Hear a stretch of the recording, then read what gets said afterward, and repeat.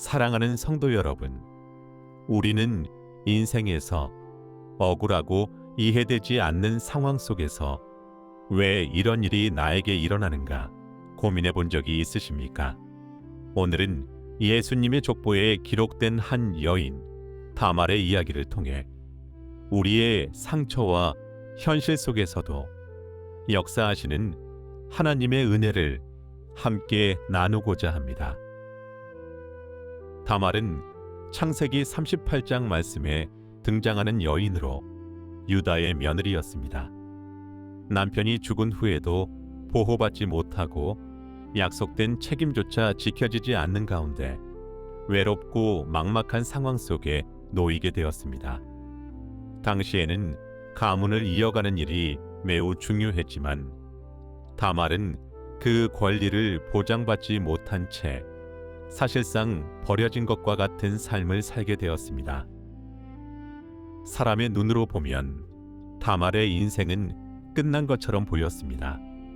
그러나 하나님은 그 자리를 외면하지 않으셨습니다. 누구도 주목하지 않는 그 자리에서 하나님은 새로운 은혜의 이야기를 준비하고 계셨습니다. 은혜는 늘 우리가 기대하지 않는 자리, 가장 낮은 자리에서부터 시작됩니다. 다말은 결국 자신의 권리와 삶을 지키기 위해 당시로서는 매우 조심스럽고도 쉽지 않은 선택을 하게 됩니다. 그 과정은 사람의 기준으로 보면 이해하기 어려운 방식이었지만 억울함 속에서 길이 막힌 상황 가운데 나온 선택이었습니다. 이 일 이후 유다는 창세기 38장 말씀에서 다말이 나보다 옳다고 고백하며 자신의 책임을 인정하게 됩니다. 이 장면은 하나님이 어떻게 일하시는지를 보여줍니다. 하나님은 우리의 판단과 기준을 넘어 보이지 않는 부분까지 살피시며 역사하시는 분이십니다.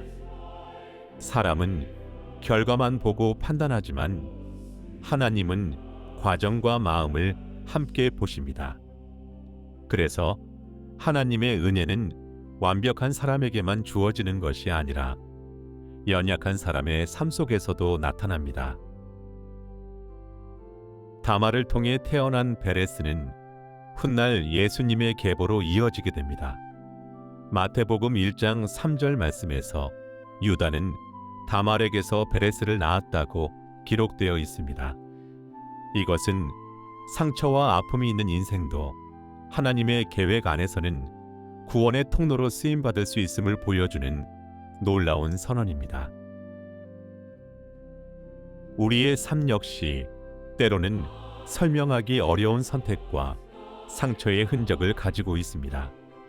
그러나 하나님은 그 모든 것을 외면하지 않으시고 오히려 그 자리에서 은혜의 역사를 이루어 가십니다. 우리의 부족함과 연약함이 끝이 아니라 하나님의 손에 붙들릴 때 새로운 시작이 됩니다. 사랑하는 성도 여러분, 다말의 이름이 예수님의 족보에 기록된 이유는 하나님의 은혜를 드러내기 위함입니다. 오늘도 그 은혜는 우리의 삶 가운데 흐르고 있습니다. 어떤 상황 속에서도 그 은혜를 붙잡고 하나님께 쓰임받는 삶이 되시기를 주님의 이름으로 축원합니다. 아멘.